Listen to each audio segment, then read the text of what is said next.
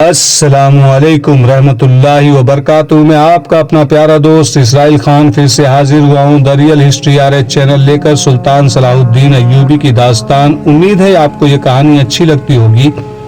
یہ آپ کا اپنا چینل ہے، اسے لائک، سبسکرائب، کمنٹ، شیئر ضرور کریے گا۔ اس کے کردار میں ہے سلطان صلاح الدین ایوبی، علی بن سفیان، احمد کمال لڑکی، فیض الفاطمی۔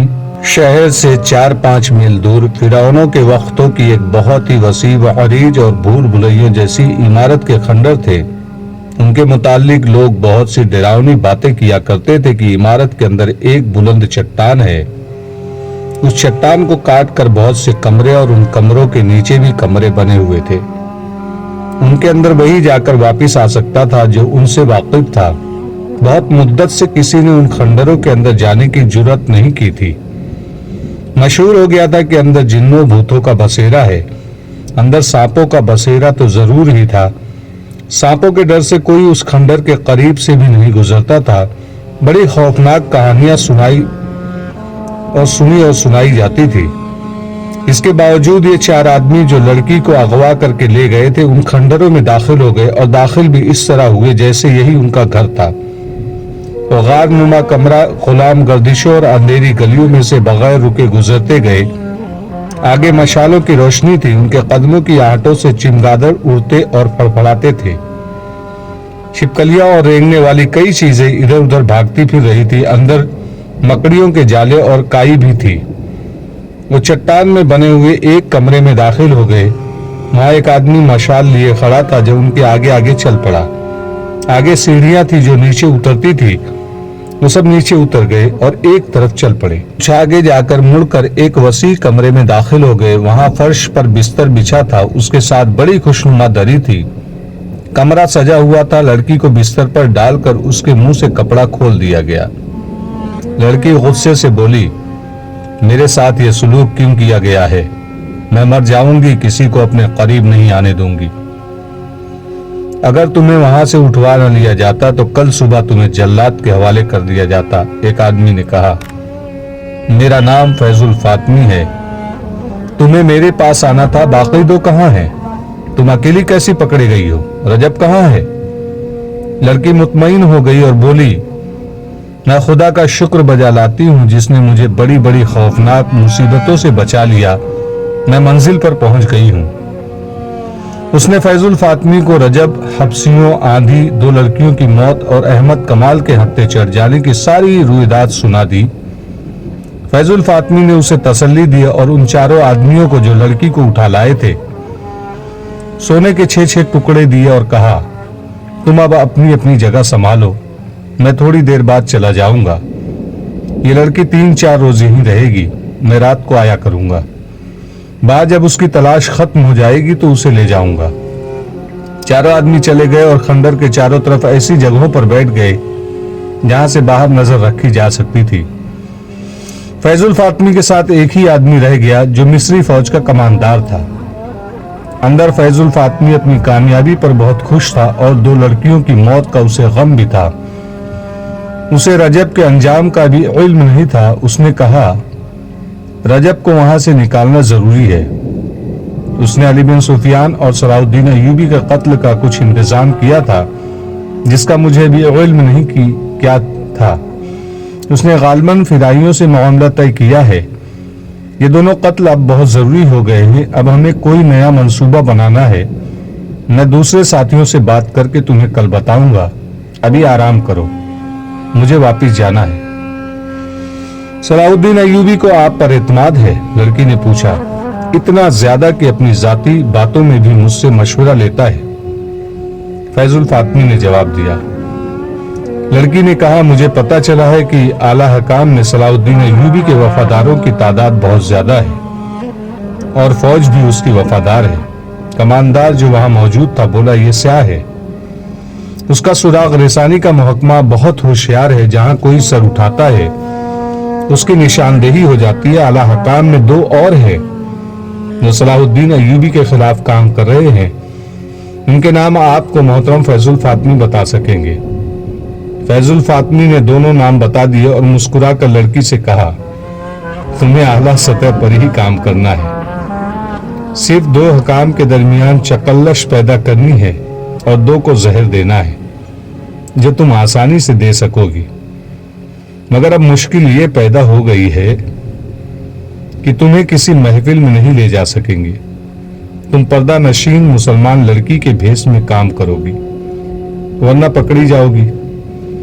ہو سکتا ہے میں تمہیں واپس فلسطین بھیج دوں اور کسی اور لڑکی کو بلا لوں جسے یہاں کوئی پہچان نہ سکے۔ میرا گروہ بہت ذہین اور سرگرم ہے۔ یہ سالاروں سے نیچے کمانداروں کی سطح کا گروہ ہے۔ یہ 4 آدمی جو تمہیں اتنی دلیری سے اٹھا لائے ہیں اسی گروہ کے افراد ہیں۔ ہم نے ایوبی کی فوج میں بے اطمینانی پھیلانی شروع کر دی ہے۔ قوم اور فوج کو ایک دوسرے سے منتفر کرنا ضروری ہے۔ اس وقت صورتحال یہ ہے کہ شامی اور ترک فوجی مصری عوام میں اپنے اچھے سلوک، کردار اور لڑنے کے جذبے کی بدولت بہت مقبول ہیں اور عزت کی نگاہ سے دیکھے جاتے ہیں۔ سوڈانیوں کو شکست دے کر انہوں نے شہریوں کے دلوں میں عزت کا اضافہ کر لیا ہے۔ ہمیں فوج کی اس عزت کو مفروغ کرنا ہے۔ سالاروں اور دیگر فوجی حکام کو رسوا کرنا ہے۔ اس کے بغیر ہم صلیبیوں اور سوڈانیوں کی کوئی مدد نہیں کر سکیں گے۔ باہر کا حملہ ناکام رہے گا، فوج اسے کامیاب نہیں ہونے دے گی، تم فوج کا ساتھ دے گی۔ اگر اس وقت ایک طرف سے صلیبی اور دوسری طرف سے سوڈانی حملہ کر دے تو قوم اور فوج مل کر قاہرہ کو ایسا قلعہ بنا دے گی جسے فتح کرنا ناممکن ہوگا۔ قاہرہ کو فتح کرنے کے لیے ہمیں زمین ہموار کرنی ہوگی، لوگوں کے ذہنوں میں وہم اور وسوسے اور نوجوانوں کے کردار میں جنس پرستی اور آوارگی پیدا کرنی ہوگی۔ لڑکی نے کہا، مجھے بتایا گیا تھا کہ یہ کام 2 سال سے ہو رہا ہے۔ فیض الفاطمی نے کہا، خاصی کامیابی بھی ہوئی ہے، بدکاری میں اضافہ ہو گیا ہے، مگر صلاح الدین ایوبی نے ایک تو نئے مدرسے کھول دیے ہیں، دوسرے مسجدوں میں خطبے سے خلیفہ کا نام نکال کر کوئی اور ہی رنگ پیدا کر دیا ہے اور لڑکوں کو عسکری تعلیم دینی شروع کر دی ہے۔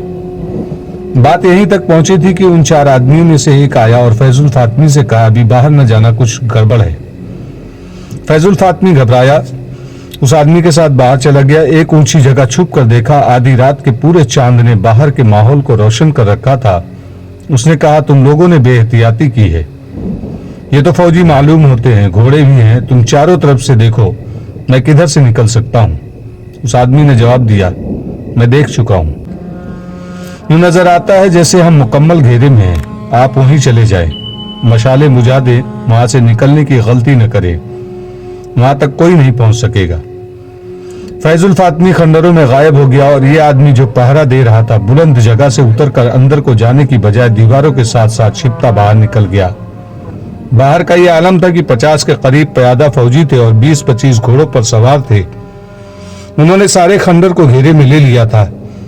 یہ پہرے دار ان تک گیا اور ایک فوجی سے پوچھا، علی بن سفیان کہاں ہے؟ اسے بتایا گیا تو وہ دوڑتا ہوا گیا۔ اس دستے کی کمان علی بن سفیان خود کر رہا تھا، اس کے ساتھ احمد کمال تھا۔ پہرہ دار نے انہیں کہا، اندر کوئی ایسا خطرہ نہیں، آپ کے ساتھ 2 آدمی بھی کافی ہیں، میرے ساتھ آئے۔ یہ پہرہ دار ان 4 آدمیوں میں سے تھا جنہوں نے لڑکی کو اغوا کیا تھا۔ علی بن سفیان نے 2 مشالیں روشن کرائی، احمد کمال اور 4 عسکریوں کو ساتھ لیا، 2 کے ہاتھوں میں مشالیں دی، سب نے تلواریں نکال لی اور اس آدمی کے ساتھ خنڈر میں داخل ہو گئے۔ انہوں نے دیکھا کہ کوئی آدمی کسی طرف سے آیا اور دوڑتا ہوا اندر کی طرف چلا گیا ہے۔ علی بن سفیان کے رہنما نے کہا، یہ ان کا آدمی ہے، وہ اندر والوں کو خبردار کرنے چلے گیا ہے، آپ تیز چلیں۔ وہ سب دوڑ پڑے۔ اگر یہ لوگ رہنما کے بغیر ہوتے تو ان بھول بھلیوں میں بھٹک جاتے یا ڈر کر وہاں سے بھاگ آتے۔ رہنما کے ساتھ وہ بڑی اچھی رفتار سے جا رہے تھے۔ کسی طرف سے ایک اور آدمی دوڑتا آیا، اس کی انہیں یہ آواز سنائی دی، میں ادھر جا رہا ہوں، تیز چلو۔ یہ رہنما کا ساتھی تھا۔ وہ اس چٹانی کمرے میں پہنچ گئے جس سے سیڑھیاں نیچے اترتی تھی۔ نیچے سے انہیں آوازیں سنائی دی، ہمارے ساتھ دھوکا ہوا ہے، یہ دونوں ان کے آدمی ہیں۔ پھر تلواریں ٹکرانے کی آوازیں سنائی دی اور یہ آوازیں بھی آئی، اسے بھی ختم کر دو، یہ گواہی نہ دے سکے۔ علی بن سفیان اور احمد کمال مشال برادروں کے پیچھے دوڑتے پھلانگتے نیچے اترے۔ اس کمرے میں پہنچے تو وہاں خون بہ رہا تھا۔ लड़की पेट पर दोनों हाथ रखे बैठी हुई थी। फैजुल फातमी के साथ जो कमानदार था वो और एक और आदमी फैजुल फातमी और एक पहरेदार से लड़ रहे थे। अली बिन सुफियान ने फैजुल फातमी को ललकारा। फैजुल फातमी ने जब अपने खिलाफ बहुत सी तलवारें देखी तो उसने तलवार फेंक दी। अहमद कमाल ने दौड़कर लड़की को संभाला। उसका पेट चाक हो चुका था।